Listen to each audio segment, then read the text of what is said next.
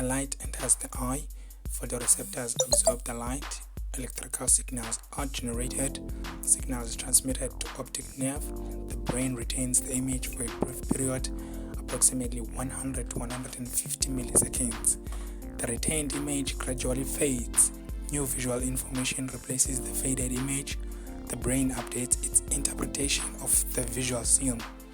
Please stick around as this explains how physical huge objects fit inside our small brain electric signals. This process highlights how our brains create seamless, dynamic visual experience through a series of quick, intricate steps, storing and updating images in the form of electrical signals.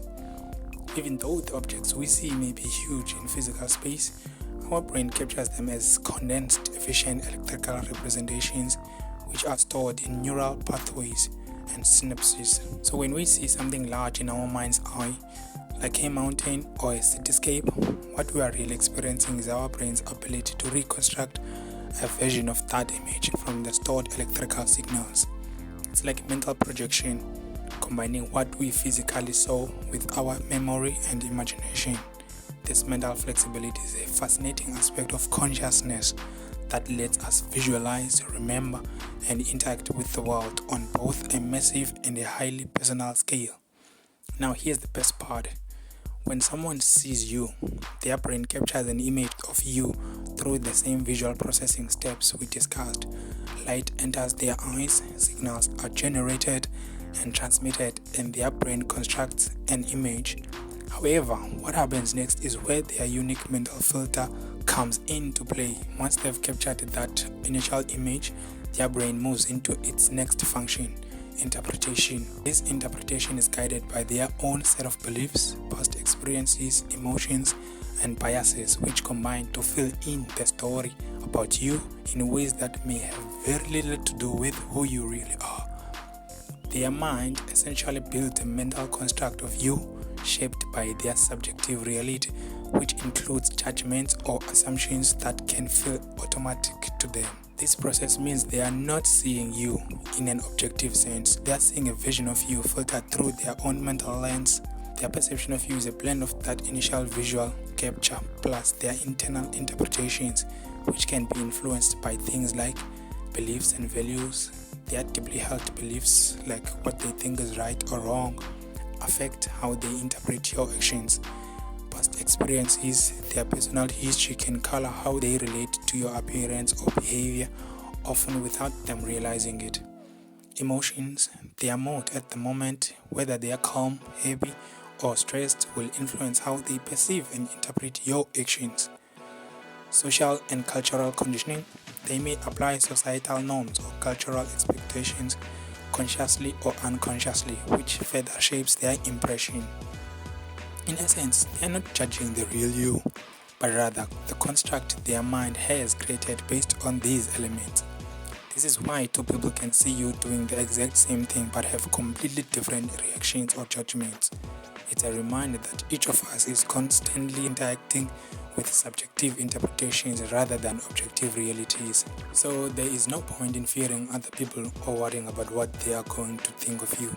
When you realize that people's judgments are often reflections of their own beliefs, biases, and personal experiences, not an accurate picture of who you truly are, it frees you from the weight of their opinions. Their perception is a construct shaped by their inner world and often has little to do with your authentic self. This understanding can be incredibly liberating. When we stop fearing what others think, we can focus on living in alignment with our own values and truth, rather than trying to fit into someone else's narrative. In the end, worrying about others' opinions is often an exercise in managing a perception that is out of your control, because it's completely based on how their minds uniquely process information. Each person sees the world through their own lens, which is shaped by a lifetime of personal beliefs and experiences. By grounding yourself in your own values and embracing your true self, you can step beyond this fear, allowing you to live more freely and authentically. After all, if people's opinions are just interpretations, then the most fulfilling path is to focus on how you see yourself. Imagining people looking at you through differently tinted glasses is a brilliant way to approach social situations that can serve as a gentle reminder that each person's view is unique and filtered through their own personal experiences, beliefs, and emotions. This perspective can be incredibly empowering. Rather than feeling the need to fit everyone's expectations, you can stand confidently in your own authenticity, knowing that each person will see you in their own way regardless. It's also a beautiful way to cultivate patience and empathy, understanding that when people react or respond in certain ways, it's often their classes at play, not a true reflection of who you are. By holding on to this analogy, you can enjoy more freedom in expressing yourself, seeing interactions as exchange of perspectives, and allowing yourself and others the grace to see things differently. In this context, people who regret not pursuing their dreams at the end of their life do that because they finally realize this truth.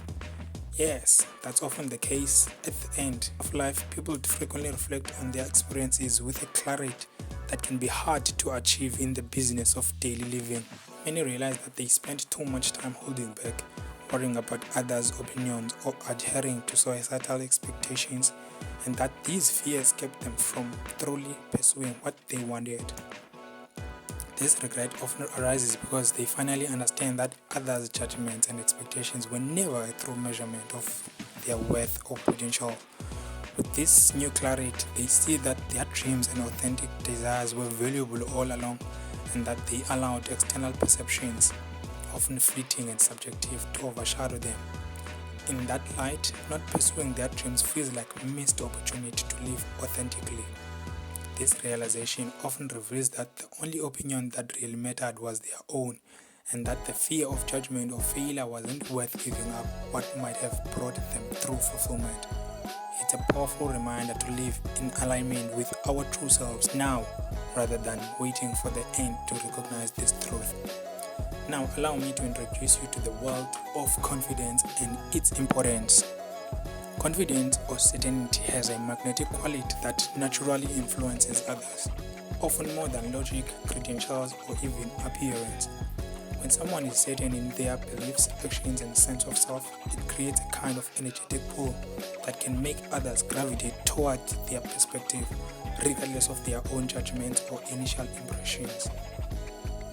Certainty sends a message of stability, strength, and conviction, qualities people often find reassuring and persuasive, even if they don't fully agree or understand. When you are certain about yourself and your path, people feel that energy, and it can lead them to trust or follow you because you exude a sense of direction and purpose. It's like saying, I know where I'm going and I believe in it, or like saying, I know and I know that I know. In this sense, being confident and sure of yourself is more powerful than worrying about how others see you. As long as you are grounded in your truth, believe what you are doing to be right, your inner confidence speaks louder than any fleeting opinions, and it becomes your most influential trait. Confidence can sometimes overshadow actual knowledge or expertise. When someone speaks with confidence, they project an air of authority that makes people more likely to listen, believe, or even follow them, regardless of the accuracy of what they are saying. This is why some people with only a basic understanding of a topic can seem highly convincing, while others with more knowledge but less confidence may struggle to be heard.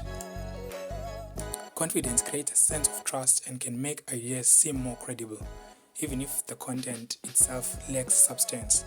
It taps into a natural tendency to look for strong, clear guidance, especially in uncertain situations.